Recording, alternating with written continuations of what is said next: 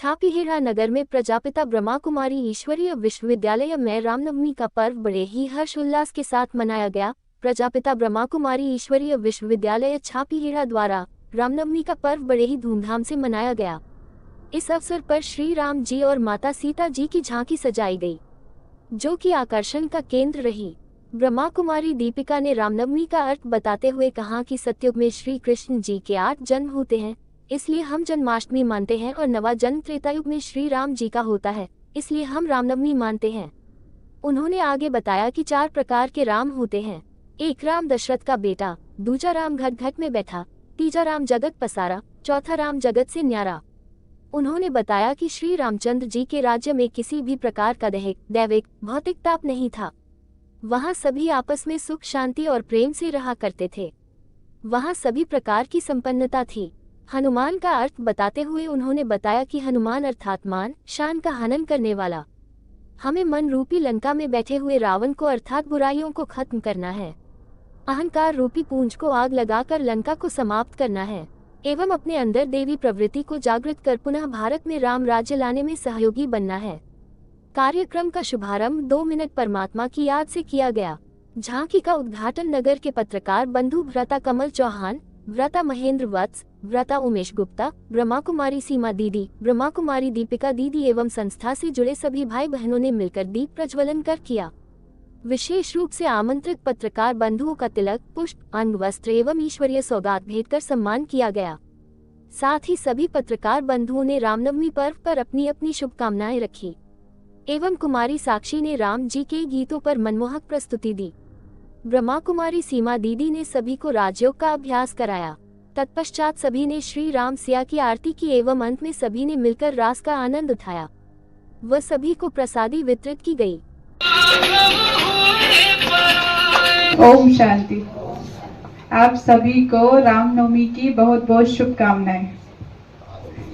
राम जी की आज तो दिन भर से याद भी कर रहे हैं और कई जगह में पूजा भी करके आए होंगे, लेकिन वास्तव में राम जी का जो जन्म है वो हमें क्या सिखाता है, राम जी का जो पूरा जीवन चरित्र ही है वो हमें जीवन जीने की कला सिखाता है कि राम जी ने कैसे हर संबंध को, हर परिस्थिति को कैसे फेस किया, वो चीज हमें बताता है।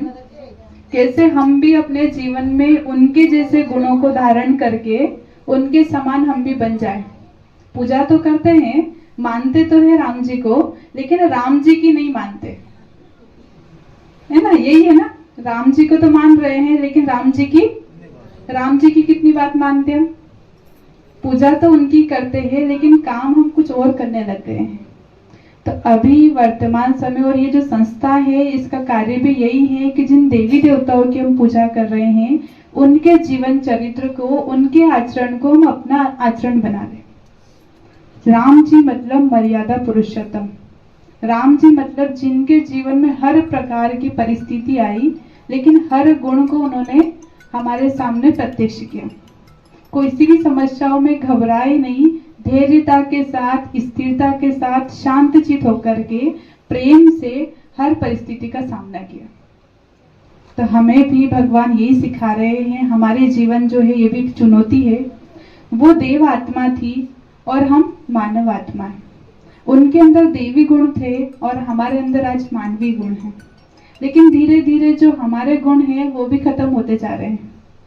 तो हमें भी यही सीख लेनी है। सिर्फ राम जी की पूजा नहीं करनी है, लेकिन उनने जो किया, अब वो तो आप लोग सब जानते हैं पूरी कहानी। अगर रामायण का कोई किस्सा निकालेंगे तो पूरी की पूरी पता है कहाँ से क्या किया था। कि राम जी ने जैसे पिता की आज्ञा मानी और कहाँ चले गए? वनवास चले गए। ना नहीं किया, जबकि क्या मिलने वाला था? राज्य तिलक मिलने वाला था, राजा बनने वाले थे, लेकिन उन्होंने वो भी स्वीकार कर लिया कि 14 वर्ष वनवास में रहेंगे। अगर आज ये चीज हमारे सामने आ जाए कि आपको 2 साल के लिए घर से बाहर भेज रहे हैं, तो वो चीज वो हम नहीं कर सकते। हम कहेंगे कि वो तो भगवान थे ना, वो तो देवता थे, लेकिन थे तो हमारी तरह ना। अगर हम भी बनना चाहे तो हम भी बन सकते हैं या नहीं? हम भी देवी देवताओं के गुणों को जीवन में धारण कर सकते हैं या नहीं? लेकिन हमारा क्या होता है कि जैसे थोड़ा सा आपकी पेपर है, टेस्ट है थोड़ा सा, कि आप कहीं रास्ते में जा रहे हैं, आपको दो मूर्ति मिलती है रास्ते में, एक राम जी की और एक रावण की। अब कंडीशन ये थी कि रावण की जो मूर्ति है वो सोने की थी और राम जी की जो मूर्ति थी वो पीतल की। हम कौन सी वाली मूर्ति उठाएंगे? कौन सी वाली उठाएंगे? पीतल वाली। महंगी तो सोने की है। हाँ, कई सारे रावण की उठाएंगे और कई सारे राम जी की उठाएंगे और फिर कई सारे ज्यादा चतुर होंगे तो दोनों उठा लेंगे कि पूजा तो इनकी करेंगे लेकिन काम तो किससे होगा? रावण की मूर्ति से ही होगा। तो हम भी पूजा तो उनकी करेंगे, हम किसी दूसरे को नहीं मान रहे, राम जी को ही मानेंगे, लेकिन काम हम रावण का छोड़ नहीं सकते। क्रोध करना, बुरे काम करना, झूठ बोलना, उल्टा करना, ये हम नहीं छोड़ सकते। तो भगवान हमें ये सिखाते हैं यहाँ पर कि कैसे हम इस चीज को छोड़ सकते हैं। इससे पहले तो हमें फायदा क्या मिलता है, बुराई को छोड़ेंगे तो उससे हमारे जीवन में क्या फायदा आता है वो भगवान हमें सिखाते हैं। जिस चीज का हमें पहले फायदा पता होता है तो हम उस चीज को करने लग जाते हैं। तो राम जी मतलब सबको सुख देने वाले, सबके साथ प्यार से रहने वाले। लेकिन राम जी का जो राज्य था, राम जी का राज्य था त्रेता युग में। त्रेता युग में उन्होंने राज्य किया और हमारे जो महात्मा गांधी जी थे उनका भी सपना था कि इस दुनिया को राम राज्य बनाया जाए, लेकिन वो तो राम राज्य नहीं बना पाए। उनकी कल्पना थी कि राम राज्य बन जाए। तो राम राज्य में क्या होता है? राम राज्य मतलब जहाँ पे घी दूध की नदियां बहती थी, इतनी संपन्नता थी, किसी भी चीज की कोई कमी नहीं थी। उस राज्य के लिए कहते हैं वहां राम राजा, राम प्रजा, राम साहूकार, बसे नगरी जिए दाता, धर्म का उपकार। वहां हर एक आत्मा धर्म का उपकार मानने वाली थी, हर एक आत्मा धर्म के मार्ग पर चलने वाली थी। धर्म मतलब धारणा, हर एक चीज उनकी धारणाओं में थी, उनको मेहनत नहीं करनी पड़ती थी। और वो जो दुनिया थी वहां के लिए कहते हैं देविक देविक भौतिक तापा, राम राज्य कहूं नहीं गया। किसी भी प्रकार का वहां पे दुख नहीं था, ताप नहीं था, ना तो शरीर का कोई ताप था, ना कोई संबंधों का कोई बंधन उन्हें था, ना कोई परेशानी थी। लेकिन अभी तक हमने जो रामायण देखी उसमें तो हमने क्या देखा कि राम जी का जो पूरा जीवन था वो पूरा संघर्ष वाला दिखाया। तो भगवान हमें बता रहे कि राम जी का जीवन संघर्ष वाला नहीं था। वो हमें समझाने के लिए, एक तरीके से जो शास्त्रों में जो लिखा हुआ है वो स्पष्ट ज्ञान था, लेकिन उस ज्ञान को हम समझे कैसे? इसलिए कहानी के माध्यम से, रामायण के माध्यम से अभी अगर आपको कहें कि राम जी कौन थे तो कैसी शक्ल आएगी हमारे? जिसने वो रोल किया है ना राम जी वाला, वही राम जी सामने आएंगे, क्योंकि उन्होंने रोल करके हमें बताया है। तो ये जो चीज हम देखते हैं वो चीज हमें ज्यादा समझ में आती है, पढ़ते हैं वो कम आती है, लेकिन जो चीज प्रैक्टिकल में देखते हैं वो हमें ज्यादा समझ में आती है। इसलिए हमें समझाने के लिए वो बताया कि एक व्यक्ति था जिसने राम का रोल किया और हर मर्यादाओं का उन्होंने पालन किया। अब आप सोचो कि अगर राम जी मर्यादा पुरुषोत्तम थी तो सीता जी थी या नहीं थी? सीता जी भी तो मर्यादा पुरुषोत्तम ही होंगी ना, मर्यादाओं के अंदर रहने वाली ही थी ना। तो फिर उनको रावण लेके गया होगा या नहीं? रावण लेके गया होगा या नहीं? नहीं। अभी तक तो हमने यही सुना कि राम जी की सीता जी भी चुरा ली, उनका राज्य भी चला गया, लेकिन ऐसा नहीं हुआ था। जिस राज्य में ये देवी देवता रहते थे उस राज्य में ऐसा कुछ भी नहीं था। वहां ऐसे ना तो राक्षस थे, ना कोई ऐसे असुर थे, ना कोई ऐसी परेशानियां थी। उनके जीवन में सुख ही सुख था। अगर वहां भी ऐसा दुख आ जाए तो फिर हमारे जीवन में और उनके जीवन में क्या अंतर रह जाए? इसलिए उनके राज्य में ऐसा नहीं था। राम राज्य मतलब पूरी की पूरी दुनिया ही सुख की थी। हर एक आत्मा वहां पे देव आत्मा कहलाती थी, सब सुख देने वाले थे, कोई भी किसी को दुख नहीं देते थे, कोई भी किसी को परेशान नहीं करते थे। हर एक व्यक्ति के पास संपन्नता थी, हर चीज से वो संपन्न थे, गुणों से भी संपन्न थे, तो साथ साथ स्थूल खजानों से भी, धन दौलत से भी वो संपन्न थे। लेकिन ये जो बात है ये कहाँ की आई कि हम सब आत्माएं जो है, हम सब आत्माएं सीताएं हैं। हम भगवान को कहते हैं प्राणों का पति, प्राणों का पति परमेश्वर। तो परमेश्वर है तो हम सब कौन हो गए? हम सब शरीरधारी जो भी है, लेकिन शरीर के अंदर जो विराजमान आत्मा है वो आत्मा की बात है। उस आत्मा को सीता भी कहा गया है। तो हम सब आत्माएं आकर्षणों के कारण, बुराइयों के कारण इस रावण के राज्य में फंस गए हैं। रावण मतलब जो हर चीज में दुख देता था, सबको परेशान करता था। ये दिखाया ना, रावण मतलब परेशान करने वाला, दुख देने वाला। तो हम सबके जीवन में भी आज परेशानियां है या नहीं? तो ये रावण का राज्य है और हम सब आत्माएं यहाँ पर 5 विकारों के प्रभाव में आ गई।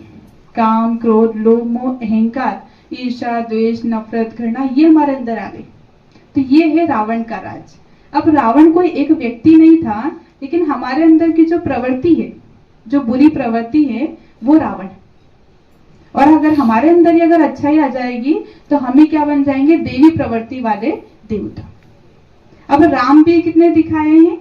अभी तक तो हम राम जी एक ही जानते हैं, लेकिन राम जी 4 होते हैं।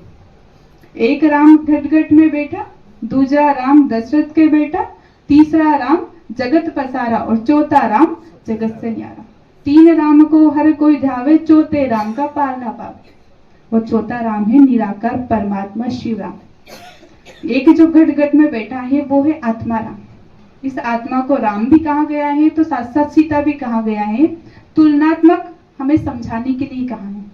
दूसरा जो है दशरथ जी के बेटे जो थे, और तीसरा जगत पसारा। आज पूरी दुनिया में कौन सा राम है? आराम। हर एक व्यक्ति क्या बन गया? आज आराम पसंद बन गया। तो वो राम जगत में पसारा हुआ है। और चौथा राम जो है वो इस जगत से न्यारा राम। तो भगवान को आने की जरूरत तो वहां पड़ी ही नहीं, क्योंकि इस सृष्टि पर एक समय ऐसा भी था जब स्वर्ग था, और स्वर्ग मतलब जहाँ देवी देवता विचरण करते थे। इस भारत को हम सोने की चिड़िया कहते हैं, तो सोने की चिड़िया कब थी? जब देवी देवता यहाँ पे रहते थे। देवी देवताओं का रहने का स्थान कोई ऊपर नहीं है, इसी दुनिया में देवी देवता रहते थे। लेकिन धीरे धीरे जैसे जीवन में बुराइयां आने लगती हैं, तो फिर हम ही क्या बन जाते हैं? मनुष्य बन जाते हैं, और मनुष्य से फिर आसुरी मनुष्य बन जाते हैं। हमारे अंदर ही बुराइयां आने लगती हैं। तो फिर उधर दिखाते हैं कि जब राम जी की सीता जी जो चोरी हुई थी, वो कैसे हुई थी? सबसे पहले तो क्या हुआ था? जो सीता जी थे वो कहाँ थी? पंचवटी में थी। पंचवटी में एकदम सुरक्षित थी। लेकिन सबसे पहले आकर्षण हुआ। जैसे मरीचि को देखा, सोने के हिरण को देखा, तो प्रभावित हो गई कि मुझे तो वही वाला हिरण चाहिए। अब हिरण चाहिए तो उसके लिए क्या किया? राम जी से जिद करी कि मुझे तो वही वाला चाहिए। तो क्या करोगे? कैसे लाऊंगा? तो मार के भी लियाना, कैसे भी करके लियाना, पर लियाना। यही कंडीशन थी उनकी। फिर दूसरी बात, राम जी चले गए मारने के लिए, फिर भी लक्ष्मण जी पास में थे। लेकिन उधर से जैसे आवाज लगाई, मरीचि ने आवाज चेंज करके राम जी की आवाज में बोला, लक्ष्मण लक्ष्मण। तो पहचान नहीं पाई सीता जी, और लक्ष्मण जी को भी भेज दिया कि आप जाओ और आप जाकर के उनकी रक्षा करो। तो फिर लक्ष्मण जी ने क्या किया? जाना नहीं चाहते थे, लेकिन जबरन भेजा तो गए, और एक लकीर खींच करके गए कि माता आप इससे बाहर मत जाना। तो वो भी मान गए। लेकिन जैसे ही लक्ष्मण जी भी गए, तो कौन आ जाता है वहां पे? रावण आ जाता है भेष बदल करके। और फिर रावण वो लकीर को पार नहीं कर पाता है, लेकिन वो इतनी उस तरीके से बैठ जाता है वहां हट करके कि सीता जी को बाहर आना पड़ता है। और जब एक बार लकीर को पार कर देती है, तो फिर दूसरी बार अंदर नहीं जा सकती, मुश्किल है फिर जाना। तो और फिर कहाँ चली जाती है? अशोक वाटिका में रावण के साथ। और जब रावण के साथ गई, तो यहाँ से तो उठा के लेके गया था, लेकिन वहां जाकर के सीता जी के अंदर ऐसी शक्ति जागृत हो गई कि फिर रावण को टच भी नहीं कर पा रहा था। एक तिनके का सहारा, इस तिनके की सौगंध अगर तूने टच भी किया तो जल के राख हो जाएगी। ये शक्ति सीता जी के पास कहाँ से आ गई? अभी तक तो उठा के लाया था ना वहां से, और यहाँ पे वो टच भी नहीं कर पा रहा। तो ये जो कहानी है, ये वास्तव में हमें समझाने के लिए प्रतीकात्मक हमें बताई है कि हम सभी आत्माएं सीताएं हैं। पंचवटी मतलब ये 5 तत्वों का हमारा शरीर है, इसमें ये आत्मा विराजमान है। और सीता जी को अग्नि की तरह पावन कहा जाता है, अग्नि के समान पवित्र थी। और असली सीता जी को नहीं चुराया था, सीता जी की छाया को चुराया था। ये बताते हैं ना। तो असली सीता मतलब जो मर्यादित जो सीता जी थी, वो तो त्रेता युग में थी, लेकिन हम सब आत्मा रूपी सीताएं हैं।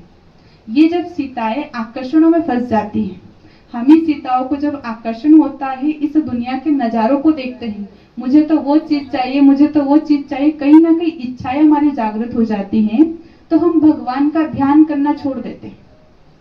हमें तो बस चीजें चाहिए, वस्तु चाहिए, फिर भगवान का ध्यान नहीं करते। तो राम जी हमसे दूर हो गए। दूसरी बात भी हमारे पास था, हर एक व्यक्ति के लिए जीवन में नियम मर्यादाएं बने हुए हैं, लेकिन जैसे जैसे आकर्षण होता है तो हम नियम मर्यादाओं को साथ साथ लक्ष्य को भी भूल जाते हैं। किस लिए आए हम इस दुनिया में? कुछ तो दे करके, कुछ तो लक्ष्य दे करके भगवान ने भेजा होगा ना, लेकिन उस लक्ष्य को भी हम बच्चे भूल जाते हैं और फिर विचलित हो जाते हैं। तो वो लक्ष्मण रेखा भी हम पार कर लेते हैं। तो ये मर्यादा पुरुषोत्तम जो राम जी थे, उन्होंने ये कार्य नहीं किया, वो तो मर्यादा के अंदर रहते थे ना। और जो देवी देवता है, अगर वो भी किसी को मारेंगे तो फिर मर्यादित कहाँ रहे? यहाँ तो अगर कोई किसी को मारेगा तो क्या मिलेगा उनको बदले में? जेल की सजा मिलेगी। और वहां सीता जी क्या कह रहे राम जी को कि आप तो उसको मार के भी जाना। तो ऐसे कह सकती है कि सीता जी? ये नहीं कहा था। ये हम आकर्षणों में जब फंसे ना, प्रभावित हो गए चीजों के ऊपर, तो हम आत्मा सीताओं ने कहा है। लेकिन फिर अब रावण उठा के ले गया, मतलब हमारे जीवन में बुराइयों से ग्रसित हो गए, दुखी हो गए, परेशान हो गए, तो वापिस से उस परमात्मा को बुलाते हैं कि हे परमात्मा, हे ऊपर वाले, हे भगवान, हे प्रभु, अब तो तू ही जाने रहे, अब तो उठा ले इस दुनिया से, क्योंकि इस दुनिया में बहुत दुख है। तो निराकार परमात्मा जो हम सब आत्माओं का पिता है, शिव परमात्मा, शिव भगवान और भोलानाथ, वो हम सबकी पुकार सुन करके, हमारी आवाज सुन करके वो हम सबको लेने के लिए आते हैं। और वो जब आते हैं तो उनका आने का समय कौन सा है? तो जब जब होते धर्म की हानि, बाड़े अदम असुर अभिमानी, तब तब धरे प्रभु मनुज शरीरा, हरे कृपा निधि सज्जन पीड़ा। हम सबकी पीड़ा को हरने के लिए, दुख को हरने के लिए वो निराकार परमात्मा आते हैं। क्योंकि जो राम जी थे वो मर्यादित थे, लेकिन वो देव आत्मा थी। लेकिन उन देव आत्माओं के भी जो पिता है वो शिव परमात्मा है। राम जी ने भी किनकी पूजा करी? रामेश्वरम में शिव जी की पूजा करी, क्योंकि राम जी से भी बड़े शिव जी है, शिव जी उनके पिताजी।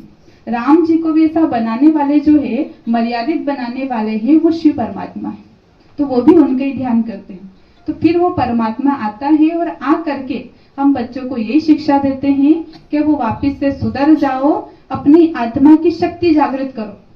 सबसे पहले तो ये महसूस करो कि मैं कौन हूँ, मैं आत्मा हूँ और मैं उस परमात्मा की संतान हूँ। सबसे पहले हम खुद को भूले और फिर भगवान को भी भूले। अभी तक हम अपना आप को क्या समझते हैं?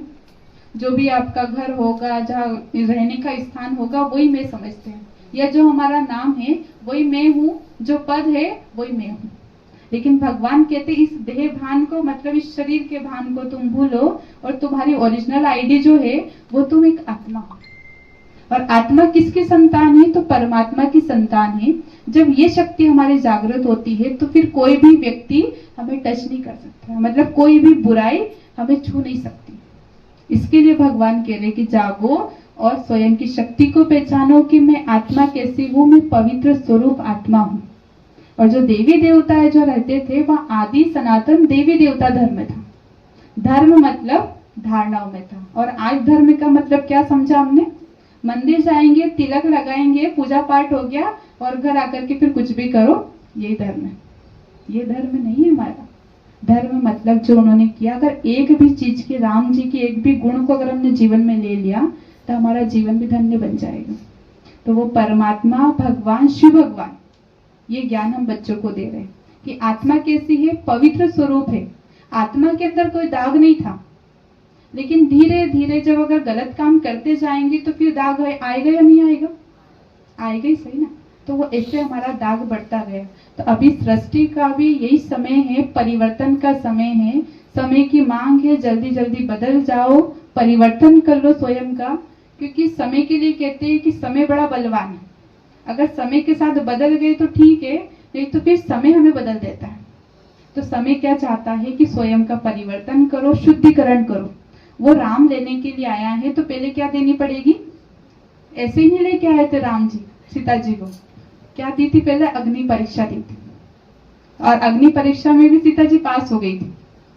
तो हम सब की भी भगवान अग्नि परीक्षा लेते हैं। अग्नि में पहले तपाते हैं कि इस आत्मा को परमात्मा की याद रूपी अग्नि में तपाओ, पावन बनो तब वो राम हमें लेकर के जाएगा। उससे पहले लेकिन वहां भी चले गए, चलो अग्नि परीक्षा भी दे दी, राज्य में भी चले गए, लेकिन उसके बाद भी फिर क्या आया, फिर वनवास हो गया सीता जी को। तो लेकिन ऐसा नहीं हुआ था। वो कहाँ पे हुआ, वो यहाँ पे हुआ। और वो हमें सिर्फ और सिर्फ समझाने के लिए वो चीजें बताई थी। बाकी प्रैक्टिकल में देवी देवताओं का जीवन ऐसा नहीं था। वो संपूर्ण निर्विकारी थे, उनके अंदर विकार भी नहीं था, ऐसे देवी देवता थे। और अगर वहां पे किसी भी प्रकार का ताप नहीं था तो वहां पे कैकई होगी क्या, मंत्रा, मतलब ऐसी कोई माँ होगी जो अपने बच्चों को वनवास भेज देगी, या ऐसी मंत्रा जो दूसरे के कान भरने वाली। वो सारे जो वहां पे जो पात्र दिखाए हैं वो सारे के सारे पात्र इस दुनिया में आज घर घर में रावण है, घर घर में कंस है, कैकई मंत्रा, सारे के सारे जितने भी जो कुपात्र दिखाए हैं वो सारे के सारे यही हैं। तो हमारे अंदर आसुरी प्रवृत्ति भी है तो साथ साथ मानवीय प्रवृत्ति भी है। लेकिन आज प्रबल जो हो रही है वो आसुरी प्रवृत्ति प्रबल हो रही है। तो तीन प्रवृत्ति जो दिखाते हैं, मानवीय प्रवृत्ति, आसुरी प्रवृत्ति और देवी प्रवृत्ति। तो जो देवी प्रवृत्ति वाले होते हैं उनका काम होता है तेरा तो तेरा लेकिन मेरा भी तेरा। जो मानवीय प्रवृत्ति वाले होते हैं उनका होता है मेरा तो मेरा और तेरा तेरा, किसी से लेना ना देना, कोई मतलब नहीं उनको। और तीसरा जो होता है आसुरी प्रवृत्ति, वो मेरा तो मेरा लेकिन तेरा भी। तो आज ज्यादा कौन सी है, ये तीसरा वाला जो है ना, ये ज्यादा है। देवी प्रवृत्ति वाले भी कई सारे लोग ऐसे भी होते हैं जो दूसरों को देने के लिए हमेशा तत्पर रहते हैं, लेकिन ज्यादा जो आ गया वो आसुरी प्रवृत्ति। तो अभी बहुत कम समय बचा है इस सृष्टि का समय भी, और सृष्टि भी हमें यही मांग कर रही है कि बदल जाओ, क्योंकि बहुत जल्दी इसी दुनिया में, इसी भारत में एक सुंदर सवेरा आएगा, सतयुग आएगा जहाँ पर देवी देवता राज्य करेंगे। ये दुनिया ज्यादा समय नहीं चलेगी। कहते हैं ना, पाप का घड़ा भरता है तो फिर फूटता जरूर है। तो अभी दुनिया में जो इतने पाप हो रहे हैं, इसको देख कर लगता है कि नहीं लगता है कि अभी सृष्टि कितनी चलेगी। इतने जो पाप हो रहे हैं, हम कहते भले धर्म का काम भी बढ़ रहा है, लेकिन धर्म से ज्यादा क्या बढ़ रहा है, पाप ज्यादा बढ़ रहा है ना। तो ये भगवान का कार्य भी चल रहा है, और स्वयं निराकार भगवान इस धरती पर आ चुके हैं और आ करके यही कार्य कर रहे हैं। तो हम बच्चों को भी क्या करना है, स्वयं की शक्तियों को जागृत करना है, और कुछ ज्यादा मेहनत नहीं करनी है। लेकिन जैसे हमें लगे कि ये बुरा काम है तो उस बुरे काम को छोड़ दो। फिर हम ये भी सोचते हैं कि चलो हम तो सुधर जाएंगे, लेकिन सामने वाला तो हमें दुख देगा ना, उसको कैसे बदलेंगे। वो अगर उल्टा करेगा तो क्यों नहीं करेंगे हम, वो अगर गाली देगा तो हम देंगे या नहीं देंगे। वो तो दे रहा है, लेकिन अगर हम देंगे तो किसका बनेगा, उल्टा कर्म किसका बनेगा, हमारा बनेगा। वो कर रहा तो उसका बन रहा है। ये इसमें ये सृष्टि गोल है, इसमें जो हम देंगे वही हमें मिलेगा। अगर हम किसी को अच्छा देंगे तो अच्छा मिलेगा, और बुरा देंगे तो बुरा मिलेगा। इसलिए हमें हमेशा अच्छा देना है। राम जी ने भी तो यही किया ना, अभी तक जो रामायण देखी उसमें तो यही किया ना, सबके साथ अच्छा किया। भले सौतेली माँ ने वनवास भेज दिया था, लेकिन उनके प्रति कभी भी मन में खटास या कड़वापन नहीं लेके आए कि उन्होंने मेरे साथ ऐसा क्यों किया। तो हम बच्चों को भी ऐसे ही बन करके रहना। कोई कुछ भी करे, लेकिन हमें सुधरना है, हमें सबके साथ अच्छा करना है। क्योंकि ऊपर जाकर के तो कौन सी वाली गिनती होगी, अच्छे वाले की या बुरे वाले की, अच्छे वाले की भी होगी और बुरे वाले की भी होगी, और उसी के आधार पर हमारे आगे का जन्म डिसाइड होता है। इसलिए हमें हमेशा अच्छे कर्म करना है। तो आप सभी को पुनः रामनवमी की बहुत बहुत शुभकामनाएं। ये जितने भी त्योहार आते हैं, जो भी त्योहार आते हैं वो हमें कुछ ना कुछ सिखा करके जाते हैं। अभी 8 दिन तक तो हमने देवी माँ की पूजा करी, और अब 9वें दिन रामनवमी। तो 8 दिन तक देवी की पूजा करना मतलब पहले शक्तियों को जागृत करना, अपने अंदर के देवत्व को जागृत करना, उसके बाद ही सृष्टि पर राम राज्य आएगा। पहले शक्ति जागृत करो, क्योंकि जब आचरण सुधर जाएगा तो दुनिया नहीं बनना आसान है। पहले किसको, यहाँ जो कार्य करते हैं भगवान, लोगों को लगता है ऐसे कैसे स्वर्ग आ जाएगा, लेकिन जब आचरण का हम सुधार करेंगे तो ऑटोमेटिकली दुनिया भी नई बनी जाएगी। जैसा व्यक्ति होता है वो घर को भी वैसे ही बना देता है। कोई बहुत अच्छा घर है, बहुत सुंदर मकान बनाया है, लेकिन उसमें रहने वाला ऐसा है कि वो मकान 2 साल के बाद तो ऐसा लगेगा जैसे कितने साल पुराना है। और कोई व्यक्ति ऐसा होता है कि वो बहुत पुराना मकान है लेकिन उसमें रह करके वो उस मकान को भी स्वर्ग की तरह बना लेता है। तो ये व्यक्ति के ऊपर निर्भर करता है। तो भगवान का जो कार्य चल रहा है, 140 देशों में कार्य चल रहा है, कई सारी आत्माएं स्वयं के जीवन का परिवर्तन कर रही है और इस कार्य में मददगार बनी है।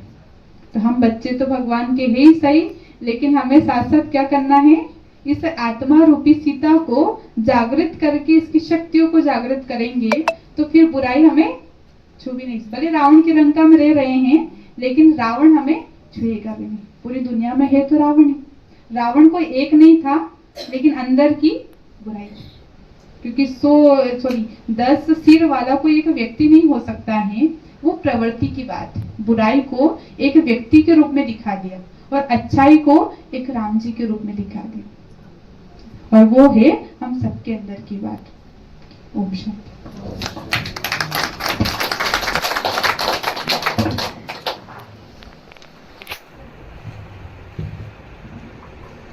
बहुत बहुत धन्यवाद दीदी जी का। राम नवमी कहते हैं। अब राम नवमी क्यों कहते हैं, है ना। देखो आपको बताएं, सतयुग में जब हम होते हैं, हम सब भगवान के बच्चे हैं। उन्होंने हमारे लिए बहुत सुंदर दुनिया बनाई, स्वर्ग बनाया, और स्वर्ग में सबसे पहले है सतयुग। सतयुग में सबसे पहले जो जन्म होता है, श्री कृष्ण जी का जन्म होता है, और श्री कृष्ण जी के वहां पर 8 जन्म होते हैं। इसलिए हम कृष्ण जी के लिए क्या मनाते हैं, श्री कृष्ण जन्माष्टमी मनाते हैं। और त्रेता युग आता है। त्रेता में राम जी का राज्य शुरू होता है, राम राज्य। और त्रेता युग में नवा जो जन्म होता है श्री राम का होता है। इसलिए हम उनकी याद में क्या मनाते हैं, राम नवमी मनाते हैं, है ना। राम अष्टमी नहीं मनाएंगे, राम सप्तमी नहीं मनाएंगे, क्या मनाई जाती है, राम नवमी। क्योंकि त्रेता युग में राम जी का राज्य शुरू होता है, राम जी और सीता जी का, और नवा जन्म, इसलिए राम नवमी यानी कि राम जी का जन्म, है ना। राम नवमी के रूप में हम मनाते हैं। और राम जी के भी बारे में हमने सब कुछ सुना है कि राम जी की विशेषता क्या है, राम जी मर्यादा पुरुषोत्तम। और राम जी के लिए क्या कहते हैं, श्री रामचंद्र, यानी कि राम जी कौन थे, चंद्रवंशी थे। और श्री जोड़ा जाता है, श्री का मतलब होता है श्रेष्ठ। तो हमारे जो देवी देवता हैं सभी कौन है, श्रेष्ठ हैं, है ना। इसलिए श्री जोड़ा जाता है, श्री रामचंद्र, है ना। और उनके पूर्वज कौन थे, श्री रामचंद्र जी के पूर्वज दिखाते हैं कि सूर्यवंशी थे, है ना। तो उनके पीछे जो होकर के गए वो नारायण जी होकर के गए हैं ना। लक्ष्मी नारायण जी का सतयुग में राज्य था। उनका जो बचपन का स्वरूप है लक्ष्मी नारायण जी का, उनका जो बाल स्वरूप है वो है श्री राधे और श्री कृष्ण के रूप में। वही बड़े होते हैं, उनका स्वयंवर होता है और नाम बदली होता है श्री लक्ष्मी और श्री नारायण जी। तो सतयुग में जो राज्य करते हैं श्री लक्ष्मी नारायण राज्य करते हैं, और उनका नाम क्या होता है, सूर्य नारायण। यानी कि जो नारायण जी है वो कौन है, सूर्यवंशी है ना। लक्ष्मी नारायण के कंबाइंड रूप को हम कहते हैं विष्णु जी ना। सतयुग में किसको दिखाते, विष्णु जी को दिखाते। लक्ष्मी नारायण का जो समाहित रूप है इसलिए विष्णु जी कहते हैं। और विष्णु जी को भुजाएं कितनी हैं, 4 भुजाएं दिखाते हैं। तो 2 लक्ष्मी जी की भुजाएं हैं उसमें 4 भुजा में, और दो नारायण जी की हैं, मिलाकर के 4 भुजा, है ना। तो इसलिए विष्णु जी को 4 भुजाएं दिखाई गई, लक्ष्मी नारायण का कंबाइंड स्वरूप। तो जो राम जी के पूर्वज है वो कौन हो गए, सूर्यवंशी हो गए, है ना। तो इस तरह से हमने सुना राम जी कौन है, वैसे राम जी मर्यादा पुरुषोत्तम है ना। और सीता जी को साथ में दिखाते हैं। तो सीता जी ज्ञानवान का प्रतीक है। इस समय परमात्मा इस धरती पर आए हुए, आपके लिए खुशखबरी है, और हम सबको बार बार बताते हैं कि हम सब आत्माओं के पिता इस धरती पर आए हुए, ताकि आप ये ना कहें कि हमें बताया नहीं कि वो कब आए थे, है ना। अभी दीदी ने भी बताया कि 89 वर्ष उस परमात्मा को आए हुए हो गए धरती पर। बार